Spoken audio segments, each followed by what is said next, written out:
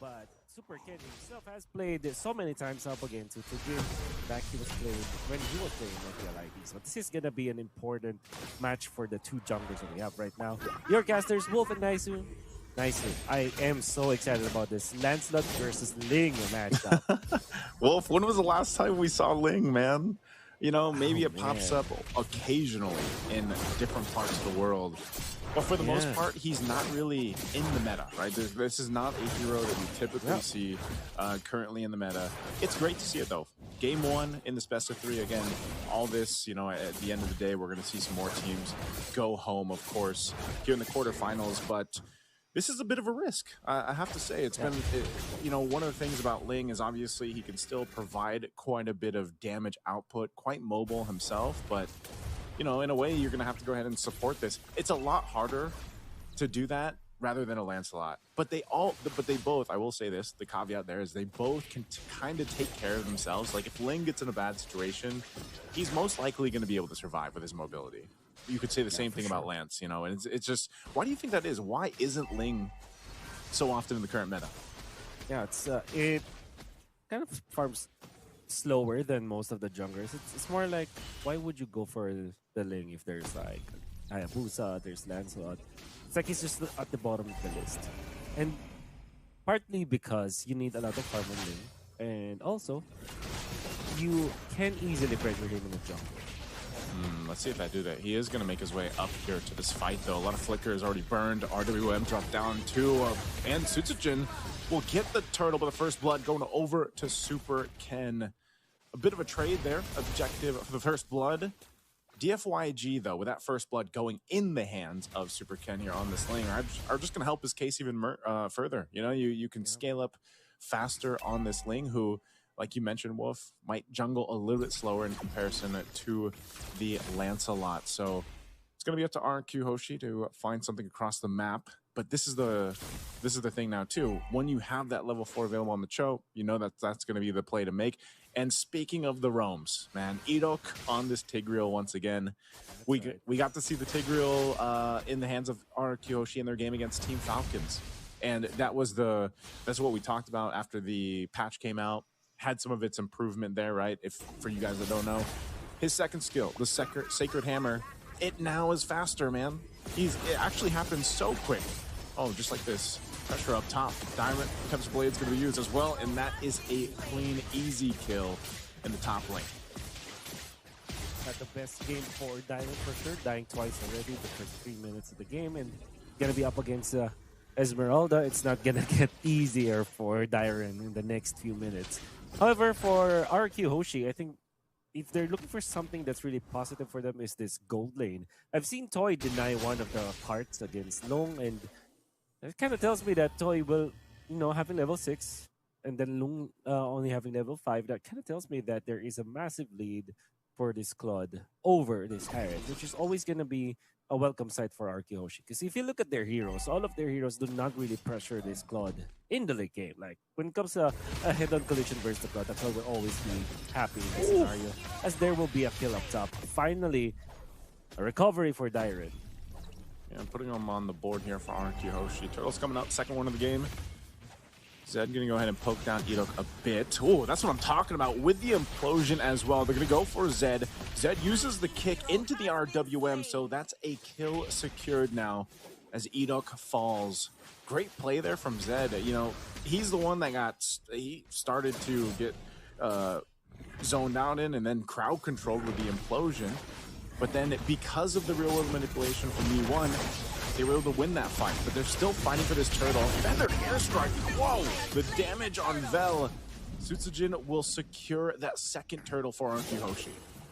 Now Vel has to be really more careful around the neutral objective, especially when there's an ongoing team fight, because of how important the Esmeralda is when it comes to being the tank for DFYG.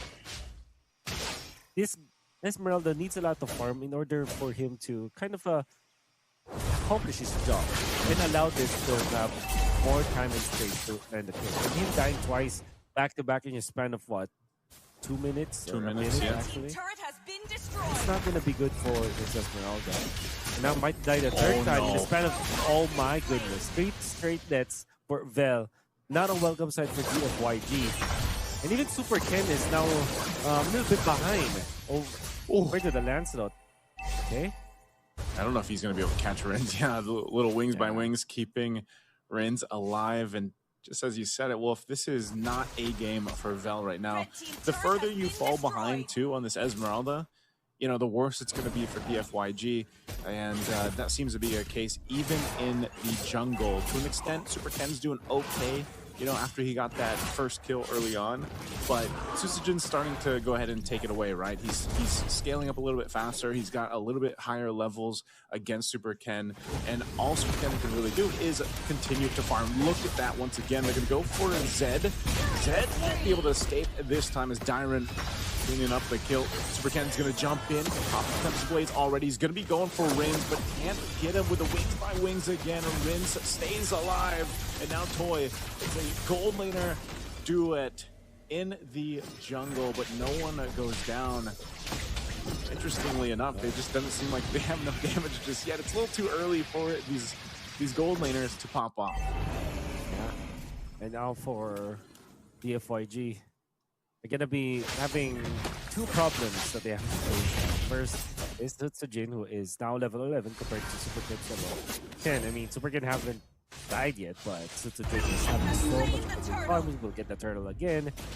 You also have to think about Toy, the Claude now. I wonder if the items will be shown up, and I'm sure there will be a match. How long will be in trouble once again.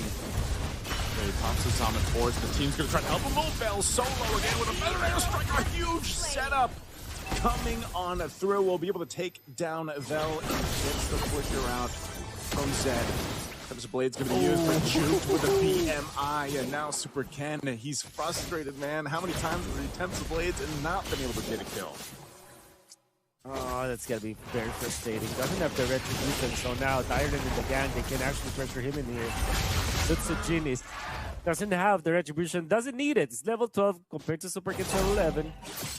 They have zoned out the Ling, and the Ling without the purple. This is the main reasons why the Ling hasn't been picked up in the recent MPLs or recent leagues that we've seen. What's worse? It's because of that purple buff dependence. What's worse? A Fanny, no purple buff, or a Ling, no purple buff? Arguable.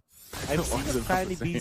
Yeah, it's both disastrous, alright? It's like you're asking me between like a level 10 difficulty and a level 9.9 difficulty, right? But I think I would rather choose the Fanny because at least I've seen a Fanny actually recover without the purple buff. Remember Ryzen, right? Yep. Like the entire game didn't have the purple buff, but still won the game for the team. Yeah, it takes a certain type of like synergy to make that work, though. You know, like in order for you to actually have that in your favor. But yeah, that's one of the things. Super Ken, I think eventually, like, he will get the itemization he needs. He's not too far behind. I mean, granted how everything's gone, the two junglers are relatively close to each other. You know, 300 gold separates the two jungles. And so Super Ken, once he most likely gets that third item, he should be able to actually get those kills. You know, it's like I said, it's been a few times now we've seen him try to set things up, even on the squishiest target over on RRQ Hoshi, which is Rins. But unfortunately, he just can't catch him, you know, and these feathered airstrikes have been doing work. And now the Divine Glaive is picked up by Rins, making them hurt that much more. So we'll see if DFYG can adjust. They're going to start up this Lord. It's at half health. Meanwhile, Super Ken's just grabbing his purple. Got this information. RW will drop down, and Tsujin will secure the Lord. So they'll go ahead and get ready to approach the base. DFYG. 3,000 gold for RRQ Hoshi. Super Ken trying his best to kill off Toy. It's not going to be enough again. Oh no. That's got to be frustrating. Oh, implode. Man. Oh, Super Ken not feeling super right now after that, man. That's just unfortunate. Little stun there with Land Shaker. They try to hold on to the tier 1 turret in the mid, but Lord's going to make its way down bot. RQ Hoshi, 4,000 gold ahead, will go ahead and knock down some of these turrets eventually. A big pickup here for Toy. I believe that's his third item now. So he's got the 3-item power spike. He's got the golden staff. He's going to actually take the orange here, too. There it is right there. He's got the tips. And now they'll take down the tier 2 turret up top. 7.2k compared to 5,500. For long. Land Shaker said, just gone. Goodbye. Toy gets that kill. Tier 1 mid lane is going to go down. Super Ken working to deal with this Lord push. But right now with RRQ Hoshi, they might actually catch Super Ken here or force the Tempest Blades to be used. Oh man, look at the damage from Toy. Tempest Blades used, but he's just got to go escape and get back to base. Good thing the Lord was cleared out. Oof. Oh, Bravest Fighter jump in won't actually stop them from recalling. I guess Lumpy can't jump on walls, man. Yeah. You know, it's too bad. Over walls, baby. Over walls. Not on the wall, but this is looking really dark now for DFY. The fact that even Super Ken's not able to get a kill now kind of makes you think, like, why do we still get this lane? Why didn't we draft this lane? The payoff is so far away for DFY. Granted though, if they get to the late game, late game, ultra late game, maybe 21 minutes in, maybe everything's equalized and RRQ might not have enough to catch where the wing is. However, it seems like RRQ Hoshi, with the tools that they have on Toy having essentially critical mass kind of itemization for the flood, and then you also have 6 Genos just freely getting the kills. It's gonna be a great late game for RRQ Hoshi as well. It's gonna be tough to deal with. This amount of power that RRQ Hoshi has right now with this lineup is what's making it so difficult, because even if you're going to try to catch up into this, you know, like, it's difficult for DFYG. Who is going to be the one to help them catch up? Super Ken has been struggling for the most time. Long hasn't really been a part of anything, but his Harith should now be at least close to being online to where he can then provide some of that damage throughput in these fights. But the problem is, man, you're seeing how fast Super Ken gets brought to like a quarter of HP. And maybe that, once again, is a reason why Ling just does not work too well in this meta. And that's going to be a quick, easy Lord once again for RRQ Hoshi. Some items being picked up here too. Super Ken just getting his BOD. So again, we're going to see if the FYG can defend against this. Again, a massive lead right now for RRQ Hoshi. And if they force a fight, if they really want to, which is most likely, because it's Edom, right? Edom has this Tigreal. You can see them making their way down bot. It looks like they're going to go for Super Ken. Toy juking him out with a BMI, and he's going to run. So they want to keep that Lord up for that push, but they're going to force a fight anyway in the mid as V1 is gone. A Thorn Rose to go through. Long dropping down the Zaman, force a land check. He's going to be able to stun Vel, but Vel is still healthy. But now they have a Lord to deal with. A couple flickers were used by DFYG. Super Ken might just go to cut the waves or join a fight in the backside. There's the implosion though, the catch right on target. Zed can't escape as this bottom base turret goes down with the Lord. And now the rest of the team in the base, feathered airstrike dropped down too long. Just burning, man. He's on 1 HP. And Vel is gone with a wave pushing it down bot. They should be able to end the game as RRQ Hoshi takes game 1 in a dominant fashion.